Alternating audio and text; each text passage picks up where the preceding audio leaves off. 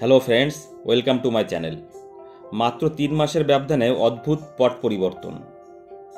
আইপিএলের অধিনায়ক হিসাবে ওয়াংখেড়েতে নেমে সমর্থকদের টিপ্পনি টিটকারি কটাক্ষ শুনেছিলেন। গোটা আইপিএলে দেশ জুড়ে যেখানেই গিয়েছে সেখানেই একই রকম অভ্যর্থনা পেয়েছেন। বিশ্বকাপে জিতেই সব বদলে গেল। যে ওয়াংখেড়ে মুখ ফিরিয়ে নিয়েছিল হার্দিক পান্ড্যার থেকে, তারাই আপন করে নিল তাকে।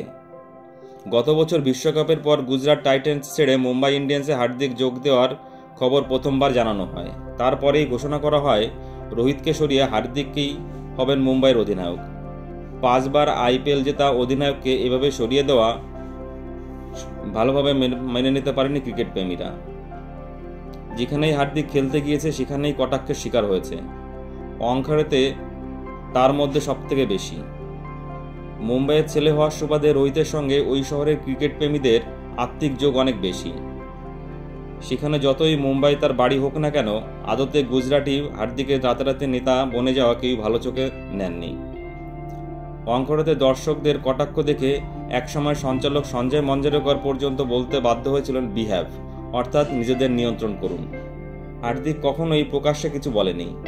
কটাক্ষ টিটকারির মুখেও হাসি মুখে থেকেছেন। দলের পতনে ভরসা হারায়নি। নিজের দোষ মেনে নিয়েছেন। দলের খেলার উন্নতির কথা বলেছেন। কোনো ব্যক্তিবিশেষের উপর দোষ চাপায়নি। হয়তো তখন থেকেই অপেক্ষা করছিলেন জবাব দেওয়ার। সেই জবাব দেওয়ার দিন এলো জাতীয় দলের জার্সিতে। 29শে জুন বারবাডোসে হেনরি ক্লাসন ও ডেভিড মিলারকে আউট করার কথা কেউ এখনও ভোলেনি। হার্দিকের কান্না দেখে অতি বড় সমালোচকও কিছুটা অনুতপ্ত হয়েছিলেন। তাই ভালোবাসা দেওয়ার দিনও কেউ কোনো খামতি রাখতে চাননি।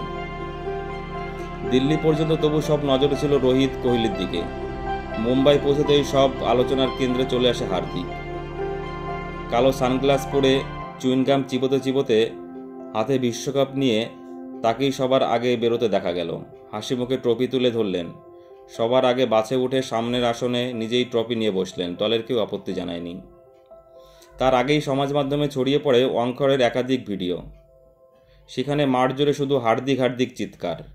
মেরিন ড্রাইভের রাস্তায় দাঁড়িয়ে যে সমর্থক মুম্বাইস রাজা কন রোহিত শর্মা বলে চেঁচাচ্ছিলেন, তাকেও দেখা গেল হার্দিক বন্দনায় মাতোয়ারা হতে। বাসে উঠেই হার্দিক ছবি পোস্ট করে লিখলেন, ওয়াংখেড়েতে আপনাদের সঙ্গে দেখা হচ্ছে। তাতে উন্মাদনা আরও বেড়ে যায়। তারপর হুটখোলা বাসে তাকে দেখে আরও উত্তেল হয়ে পড়ে জনতা।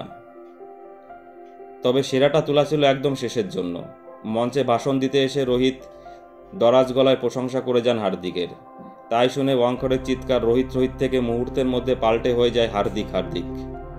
ভারতের টি-20 দলের সম্ভাব্য অধিনায়ক উঠে দাঁড়িয়ে সেই অভিবাদন গ্রহণও করেন। মাত্র কয়েক মাস আগে যে মাঠে তাকে খলনায়ক বানিয়েছিল বিশ্বজয়ের পর, সেখানেই আবার ভক্তদের হৃদয়ে জায়গা পেয়ে গেল হার্দিক পান্ড্যা। বন্ধুরা, তোমাদের কি মনে হয়, হার্দিক পান্ড্যার পরবর্তীকালে একজন সফল অধিনায়ক হতে পারবে? প্লিজ কমেন্টস করে জানাবে। আর আমার চ্যানেলটি ভালো লাগলে অবশ্যই লাইক, কমেন্টস এবং শেয়ার করে দিও বন্ধুরা, এবং চ্যানেলটি সাবস্ক্রাইব করে দিও। সকলে ভালো থেকো। ধন্যবাদ।